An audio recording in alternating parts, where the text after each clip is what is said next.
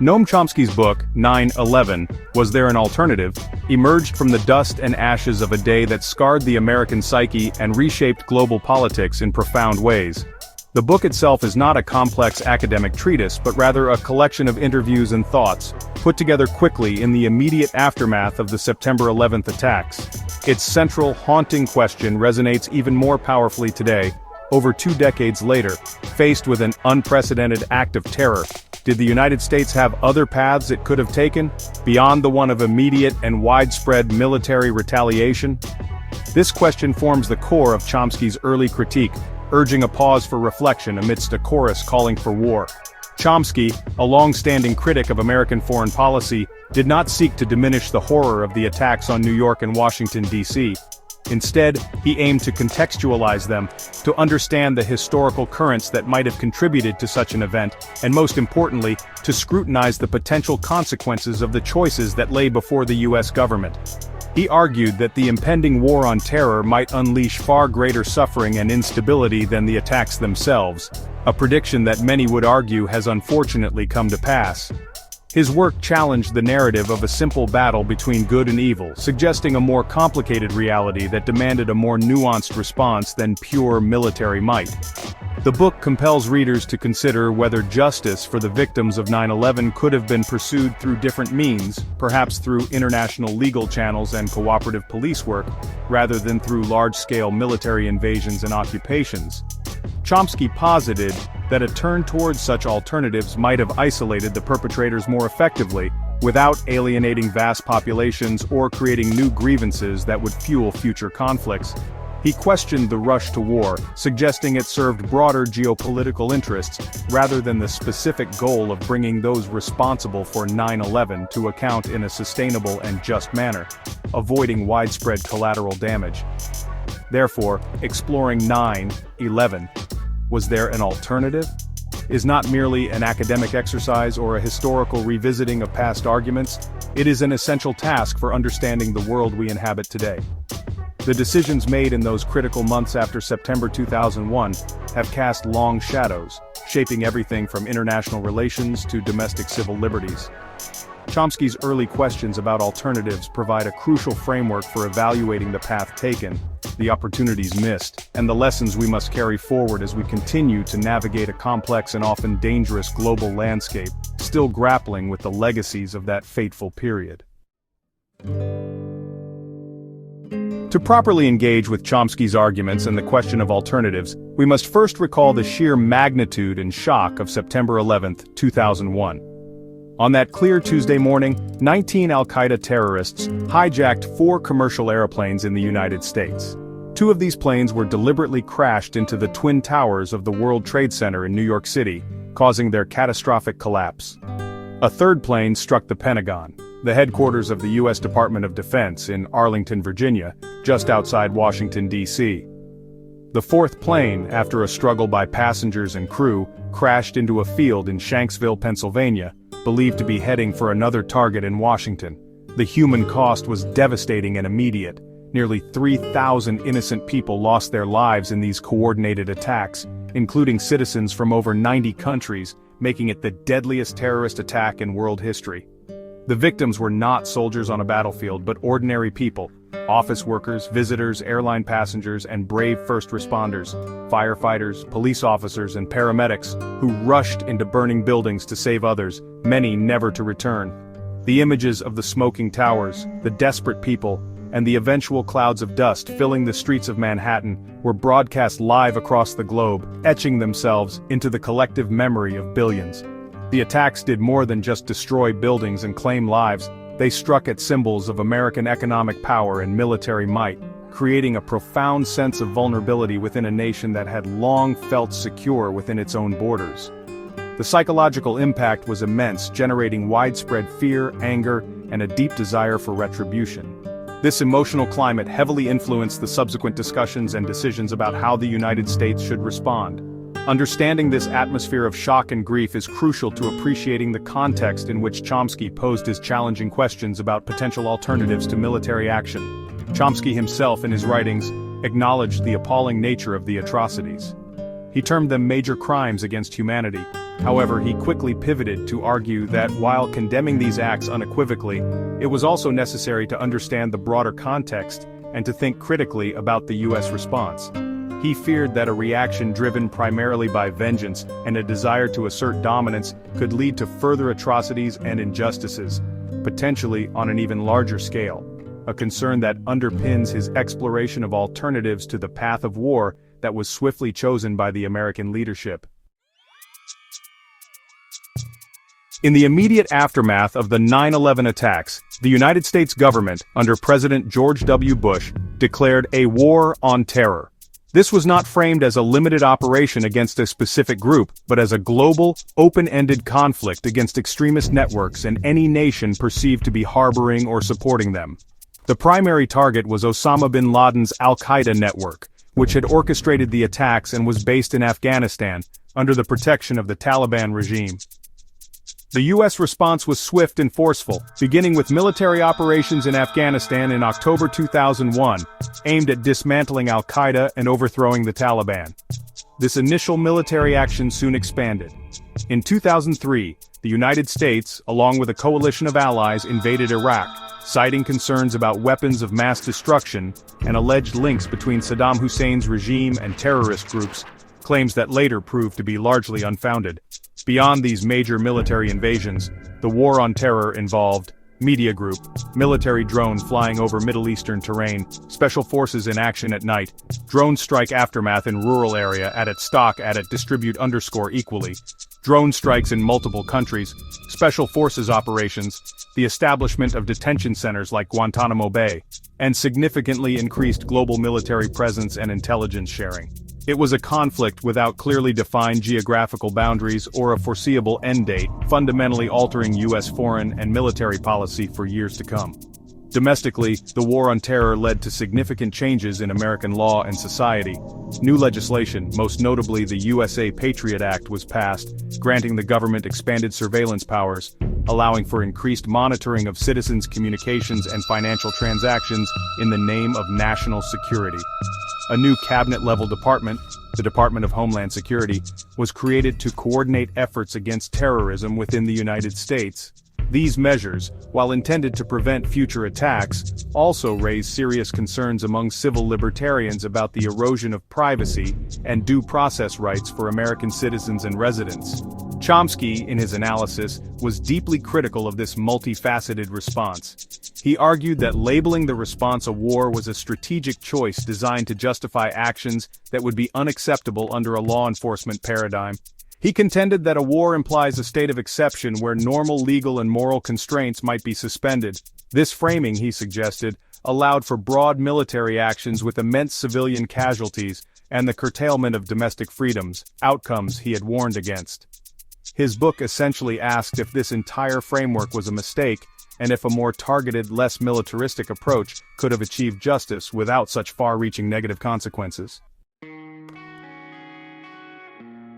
Noam Chomsky's central argument in 9/11, Was There an Alternative?, revolves around the idea that the United States was not compelled to launch a global war on terror. He proposed that the attacks of September 11th, horrific as they were, should have been treated as crimes against humanity, rather than acts of war. This distinction is crucial. Treating them as crimes would have implied a response rooted in international law, focused on apprehending the individuals responsible through global cooperation, intelligence sharing, and targeted police actions. This would have required patience and a reliance on international institutions, such as the World Court or ad hoc tribunals. Chomsky questioned why the U.S. did not pursue such a path more vigorously. He pointed out that the Taliban regime in Afghanistan, while odious, did initially offer to discuss handing over Osama bin Laden if presented with evidence of his involvement, an offer that was largely dismissed by Washington. Instead, the U.S. opted for a military solution, which Chomsky argued was not primarily about bringing bin Laden to justice, but about projecting American power and achieving broader geopolitical aims. He suggested that a non-military approach, or at least one that exhausted all diplomatic and legal avenues first, could have avoided the immense civilian casualties and destabilization that followed the invasions of Afghanistan and Iraq.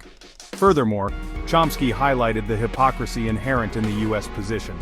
He reminded readers that the United States itself had a long history of supporting state terrorism and engaging in actions that had caused widespread civilian deaths in other countries, from Latin America to Southeast Asia.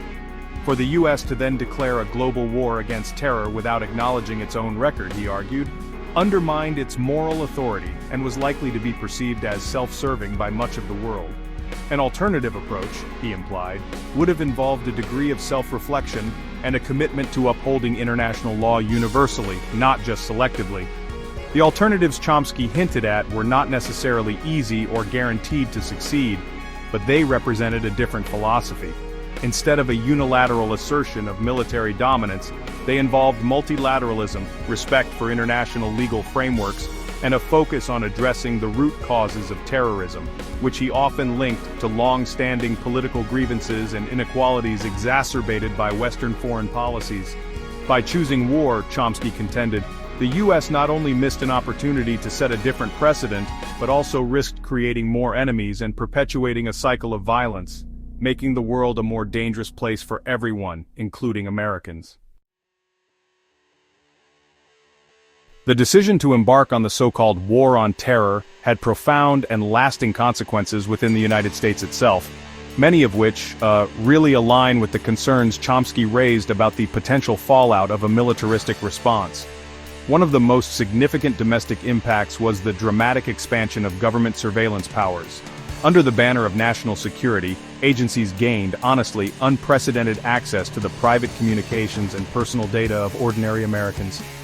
This shift, justified by the need to prevent future attacks, fundamentally altered the balance between security and liberty, leading to a society where citizens were, and continue to be, monitored to a degree previously unimaginable in a democratic nation. Another critical consequence was the erosion of established legal protections and due process. The creation of military tribunals, the indefinite detention of individuals labeled as enemy combatants without charge or trial at places like Guantanamo Bay, and the government's assertion of the right to use enhanced interrogation techniques, widely regarded as torture, all represented significant departures from long-held American legal principles. These actions not only tarnished America's image abroad, but also created a framework where executive power was greatly expanded, often at the expense of judicial and legislative oversight, setting precedents that could be easily abused in the future. The War on Terror also had a chilling effect on dissent, and fostered an atmosphere of suspicion, particularly towards Muslim Americans and individuals of Middle Eastern and South Asian descent. These communities faced increased profiling, discrimination, and government scrutiny. Mosques were monitored, and community leaders were sometimes investigated based on, frankly, flimsy pretexts. This climate of fear and intolerance made it more difficult for these groups to participate fully in public and political life, creating internal divisions within American society and undermining the nation's claim to be a beacon of multiculturalism and religious freedom. Economically, the cost of the War on Terror has been staggering, running into trillions of dollars. These vast sums were diverted from domestic priorities such as education, healthcare, and infrastructure, representing a massive opportunity cost for American society. Chomsky and other critics argued that these resources could have been invested in ways that addressed human needs and global inequalities, potentially doing more to enhance long-term security than military spending. The long wars in Afghanistan and Iraq also resulted in a heavy human toll on American military families, with thousands of soldiers killed and many more returning with severe physical and psychological wounds. The consequences of the War on Terror extended far beyond American shores, creating deep and lasting impacts across the globe, echoing Chomsky's warnings about the dangers of a widespread military campaign. The most immediate and tragic effect was the immense loss of civilian life in the countries targeted by United States military action. In Afghanistan, Iraq, Pakistan, Yemen, Somalia, and elsewhere, hundreds of thousands of non-combatants, including women and children, were killed or injured as a direct or indirect result of bombings, drone strikes, and ground operations. This widespread collateral damage fueled resentment and anti-American sentiment, often creating more militants than were eliminated. Beyond the direct human cost, the War on Terror led to massive displacement of populations, creating refugee crises that strained the resources of neighboring countries and contributed to instability across entire regions. The invasions of Afghanistan and Iraq in particular dismantled existing state structures, leading to prolonged periods of civil conflict, sectarian violence, and the rise of new extremist groups such as ISIS, which thrived in the power vacuums created. Chomsky argued that such outcomes were predictable consequences of foreign military intervention that disregarded local complexities and historical grievances, effectively pouring fuel on existing fires. The global campaign also had a corrosive effect on international law and multilateral institutions. The United States' decision to invade Iraq without explicit United Nations Security Council authorization was seen by many as a significant blow to the post-World War II international order. This unilateral approach, critics like Chomsky argued, set a dangerous precedent, encouraging other powerful nations to act outside established legal frameworks when they deemed it in their interest. Furthermore, the practices of extraordinary rendition and the use of black sites for secret detention and interrogation undermined global norms against torture and arbitrary detention, weakening the very principles the United States claimed to champion. Moreover, the war on terror provided cover for authoritarian regimes around the world to crack down on their own political opponents and minority groups, often by labeling them as terrorists. The rhetoric and tactics employed by the United States were emulated by other governments to justify repressive measures, leading to a global decline in democratic freedoms and human rights in many areas. Chomsky's perspective suggested that instead of promoting democracy, as was often claimed, the war on terror inadvertently strengthened autocratic tendencies and contributed to a more divided and less free world, undermining the long-term prospects for genuine global security and cooperation.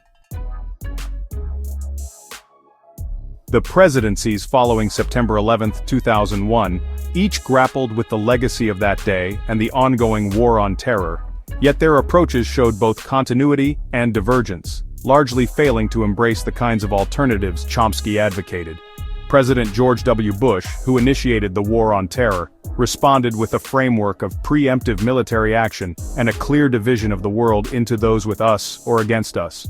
His administration oversaw the invasions of Afghanistan and Iraq, the establishment of Guantanamo Bay, and the significant expansion of domestic surveillance, driven by a conviction that overwhelming force was the necessary response to the 9/11 attacks. President Barack Obama inherited these conflicts and, despite an early stance against the Iraq War, largely continued many aspects of the war on terror. He formally ended combat operations in Iraq, but increased troop presence in Afghanistan before eventually drawing down forces. His administration shifted tactics, relying more heavily on drone strikes and targeted assassinations rather than large-scale ground invasions. While he banned torture and sought to close Guantanamo Bay, a goal he ultimately failed to achieve, his administration also oversaw a significant expansion of surveillance programs and a high rate of deportations, blurring lines between counterterrorism and immigration enforcement, a point detailed in analyses like my own work.